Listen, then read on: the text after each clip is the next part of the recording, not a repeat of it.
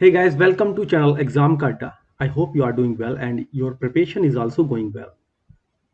तो गाइज जैसे कि आप सभी को पता है क्योंकि एक लंबे समय से इस परीक्षा का इंतज़ार कर रहे थे सभी। 27 अप्रैल को परीक्षा अब होने वाली है। उम्मीद करता हूं कि आपने सिलेबस कंप्लीट करने के बाद अब रिवीजन की तरफ मुड़ गए होंगे। हालांकि जो अभी रिसेंट में एग्ज़ाम हुए हैं उसका पैटर्न और उसका लेवल देखकर क्वेश्चंस का थोड़ा सा मन में डर ज़रूर होगा, लेकिन डरने वाली कोई बात नहीं है क्योंकि जो जिस तरीके का पैटर्न अब यूपी ट्रिपल एससी ने बनाया है वो एक तरीके का डिफरेंट पैटर्न बना दिया गया है। वो सभी के लिए एक नया पैटर्न है। जितना आपने पढ़ा है, जितना समय आपको मिला है, उतना ही दूसरों को मिला है। ऐसा कोई नहीं है कि कोई 5 साल से तैयारी कर रहा था और किसी और एग्ज़ाम में रह गया, तो अब इस एग्ज़ाम में अच्छा कर लेगा। तो ये एक तरीके से सभी के लिए एक ही लाइन खींच दी गई है क्योंकि पैटर्न बिल्कुल नया है। तो 65 नंबर जो हम पंचायती राज से संबंधित पढ़ते हैं, वो सभी के लिए नया है। यूपी जी के हाँ, कोई एज ले सकता है अगर किसी ने डीप में पढ़ रखी है। कंप्यूटर के क्वेश्चन जिस तरीके के आ रहे हैं वो तो मैं ये समझता हूँ कि अगर कोई प्रोफेशनली कोई सॉफ्टवेयर इंजीनियर है या डेवलपर है या कोडर है, वही उस तरीके के क्वेश्चंस को डील कर सकता है। जो 12th करके या बेसिक ग्रेजुएशन करके अगर कोई परीक्षा दे रहा है तो उससे वो क्वेश्चंस करने की उम्मीद बिल्कुल भी करना बेकार है। वो बात अलग है कि वो पढ़ाई के साथ अपने कर ले, लेकिन जिस तरीके से क्वेश्चंस का लेवल है वो जस्टिफाई नहीं है उन अभ्यर्थियों के साथ जो सिंपल ग्रेजुएशन या फिर 12th किए हुए हैं। फिलहाल जैसा भी पैटर्न है उसको डील तो करना ही है।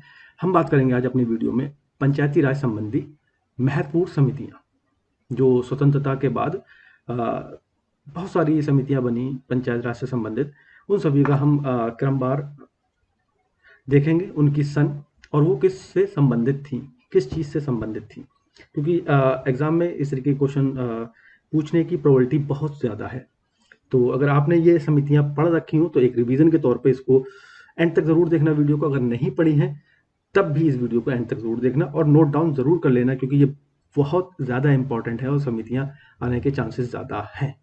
इसमें से आपको क्वेश्चन में दिखाई देगी ही देगी। ठीक है, तो अब देर न करते हुए स्टार्ट करते हैं। तो सबसे पहले समिति जो है बलवंत राय मेहता समिति, आई थिंक ये सभी को पता होगा। ठीक है, त्रिस्तरीय जो पंचायत का ढांचा है वो इसी ने दिया था। 1957 में बनी थी और जो इसका संबंध था वो था सामुदायिक विकास कार्यक्रम के कार्यान्वयन की समीक्षा करना। ठीक है, सेकंड जो बनी थी वो है बीके राव समिति, 1960 में बनी थी ये, और इसका काम था पंचायत संबंधी सांख्यिकी तर्क संगता।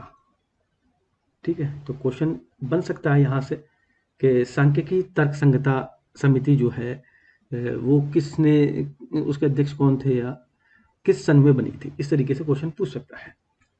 अगली जो बनी थी वो थी एस डी मिश्र, और 1961 में एक और बनी थी बी ईश्वरन, यानी कि दो बनी थी। और ध्यान रखना अध्ययन दल दोनों में कॉमन था, एक एस डी मिश्र की थी और एक बी ईश्वरन की थी। 1961 में ये दोनों बनी थी। तो जो मिश्र जी की थी वो थी पंचायत एवं सहकारिता का अध्ययन, और जो ईश्वरन जी की थी वो थी पंचायत राज प्रशासन का अध्ययन। ठीक है, आगे बढ़े। आगे जो है वो है जी आर राजगोपाल अध्ययन दल, जो बनी थी 1961 में। तो अगर हम देखें पैटर्न, जो अध्ययन दल ये 1961 और 1962 में दोनों में बनी थी। 2 वर्षों में 3 समितियां बनी थी अध्ययन दल के नाम से। ठीक है, आगे भी आपको अध्ययन दल मिलेगी देखने को, लेकिन इस पर ध्यान देना। ठीक, याद करने के लिए मैं आपको एक पिन पॉइंट दे रहा हूं कि आप इस तरीके से याद कर सकते हैं। ठीक है, एस डी मिश्र और ईश्वरन जो है 1961 में बनी थी अध्ययन दल के साथ, और जी आर राजगोपाल जो है वो न्याय पंचायत के गठन के अध्ययन के लिए बनाई गई थी 1962 में। Very very important. ठीक है, और अच्छा एक चीज़ और है, न्याय पंचायत अगर आपसे पूछ ले तो लगभग ये 8135 न्याय पंचायत है। ठीक है, उत्तर प्रदेश में। तो न्याय पंचायत के गठन के लिए 1962 में जी आर गोपाल जो है अध्ययन दल बनी थी समिति। एक थी दिवाकर समिति, बहुत इंपॉर्टेंट है, 1963। और ये टेस्ट में आप किसी भी संस्थान का टेस्ट देते होंगे तो उसमें ये अक्सर पूछी जाती है दिवाकर समिति। तो ग्राम सभा की स्थिति की समीक्षा के लिए ये बनाई गई थी। ठीक है, दिवाकर समिति 1963 में ग्राम सभा की स्थिति के लिए। अगली थी एम कृष्णा अध्ययन दल 1963 में, जो पंचायती राज संस्थाओं की आय व्यय की गणना के लिए बनाई गई थी। वेरी वेरी इंपॉर्टेंट है ये। ठीक है, इसको भी नोट डाउन जरूर करना। वैसे तो सारी इंपॉर्टेंट है, लेकिन उनमें से भी कुछ ये है, क्योंकि आय व्यय की गणना किससे संबंधित थी, ये 1963 में एम कृष्णनैया। ठीक है। के संतानम समिति सभी को आई थिंक पता होगा, 1963 में बनी थी के संतानम समिति, और ये बनी थी पंचायती राज संस्थाओं का वित्तीय प्रावधान और स्थिति समीक्षा, यानी कि आर्टिकल आई वाला। ठीक है। 243 जाएगा आई, वित्तीय समाधान। राइट। फिर के संतानम की एक और समिति बनाई गई थी, कंफ्यूज मत होना, 1963 में जो थी वो वित्तीय प्रावधान के लिए बनाई गई थी, और जो 1965 में थी वो राज्य संस्थाओं के निर्वाचन की रूपरेखा संबंधित थी। ठीक। तो दो बनाई गई थी इसकी संतानम जी की समितियां, एक तो वित्तीय प्रावधान से संबंधित थी और दूसरी थी निर्वाचन की रूपरेखा से संबंधित। ठीक। अगला है आर के खन्ना अध्ययन दल 1965। अब तक हम 5वां अध्ययन दल ये पढ़ रहे हैं, 4 अध्ययन दल पढ़ चुके हैं। ठीक है। 1961 में 2 आए थे, एस डी मिश्र और बी ईश्वरन जी के, और 1963 में एम रामाकृष्णैया अध्ययन दल आया था, और 1965 में आर के खन्ना अध्ययन दल, जो पंचायती राज संस्थाओं को लेखा एवं अंकेक्षण से संबंधित थी। जी रामाचंद्र समिति 1966 यानी कि 1966 में बनाई गई थी, और ये थी संबंधित पंचायतों के लिए प्रशिक्षण केंद्रों की आवश्यकता, प्रशिक्षण यानी कि जहां पर ट्रेनिंग दी जाएगी। ठीक है। तो ट्रेनिंग के लिए रामचंद्र जी ने कहा था 1966 में। अगली आई थी बी रामानाथन अध्ययन दल। ठीक है। 5 और ये 6वां अध्ययन दल है, 1969 में आया था। ये भूमि सुधार उपयोगों के कार्यान्वयन में सामुदायिक विकास अभिकरण एवं पंचायती राज संस्थाओं के संलिप्तता एवं भूमिका उससे संबंधित थी। ठीक है। भूमि सुधारों के लिए आप शॉर्ट में ऐसे याद कर सकते हैं, भूमि सुधार के उपायों के लिए रामनाथन अध्ययन दल बनाया गया था 1969 में। अगली थी एम रामाकृष्णैया, यानी कि एक और थी इनकी, अगर हम देखें कहाँ गई, ये जो पंचायती राज में आय व्यय की गणना के लिए बनाई गई थी 1963 में, और ये बनाई गई 1972 में इनकी अध्यक्षता में। ये क्या थी, 5वीं पंचवर्षीय योजना में सामुदायिक विकास एवं पंचायती राज को प्रमुख उद्देश्य रूप में देखना। ठीक है। 1972 में 5वीं पंचवर्षीय योजना से संबंधित जो थी वो थी एम राणा कृष्णैया। अगली थी दया चौबे समिति 1976। दया चौबे समिति जो थी वो सामुदायिक विकास एवं पंचायती राज की समीक्षा के लिए बनाई गई थी 1976। अशोक मेहता सबको पता होगा 1977, क्योंकि ये अक्सर दिखाई देती हैं कुछ जो हैं पंचायती राज के मूल एवं प्रशासनिक ढांचे के लिए, और उन्होंने कौन से कितने टीयर की बनाई थी, 2 टीयर बताया था उन्होंने कि 2 टीयर होना चाहिए, 2 स्तरीय। ठीक। अशोक मेहता ने 3 स्तरीय।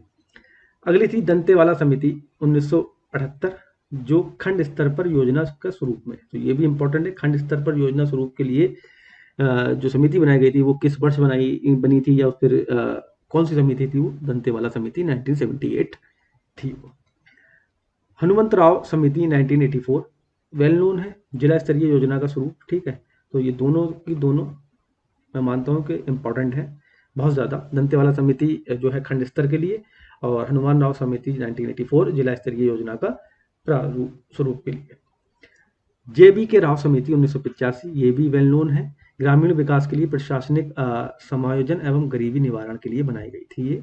ठीक है। तो प्रशासनिक समायोजन एवं गरीबी निवारण कार्यक्रम के लिए जी के राव समिति 1985 में बनाई गई थी। तो ये आप डेट जो याद दे रखें, ये भी आप याद जरूर करना, क्योंकि मे बी पॉसिबल जो क्वेश्चन है वो इस तरीके से बना दिया जाए कि वो आपको क्रम लगवा ले कि कौन सी पहले आई है कौन सी बाद में, आप क्रम लगा के आरोही क्रम में या अवरोही क्रम में उसको आंसर करें। ठीक है। तो जीबी के राव समिति 1985, एल एम सिंघवी समिति 1986 1986 वेल नोन है, ये भी लोकतंत्र एवं विकास के लिए पंचायती राज संस्थाओं का पुनर्सशक्तिकरण। ठीक है। तो पुनर्सशक्तिकरण के लिए एल एम सिंघवी समिति बनाई गई थी। लास्ट है पी के थुंगन समिति 1988, जो स्थानीय निकायों में संवैधानिक मान्यता की अनुशंसा के लिए बनाई गई थी। तो ये भी बहुत ज़्यादा इंपॉर्टेंट है, वेरी वेरी इंपॉर्टेंट। ये लास्ट वाली पी के थुंगन समिति 1988, जो स्थानीय निकायों की संवैधानिक मान्यता की अनुशंसा के लिए बनाई गई थी। तो गाइस ये इतनी समीक्षा थी। उम्मीद करता हूँ कि आपको वीडियो जो है पसंद आई होगी। वीडियो पसंद आई हो तो प्लीज़ वीडियो को लाइक और शेयर करना बिल्कुल भी ना भूलें। साथ ही जो हमारा टेलीग्राम पे चैनल है उसको ज्वाइन कर लें। डेली वहाँ पर क्वेश्चंस जो है प्रैक्टिस के लिए पोस्ट किए जा रहे हैं। तो आप अपनी प्रिपरेशन को इन्हेंस करना चाहते हैं, बूस्ट करना चाहते हैं, तो आप एग्ज़ाम का अड्डा टेलीग्राम पे ज़रूर ज्वाइन करें। आज के लिए इतना ही। Thank you very much. जय हिंद, जय भारत।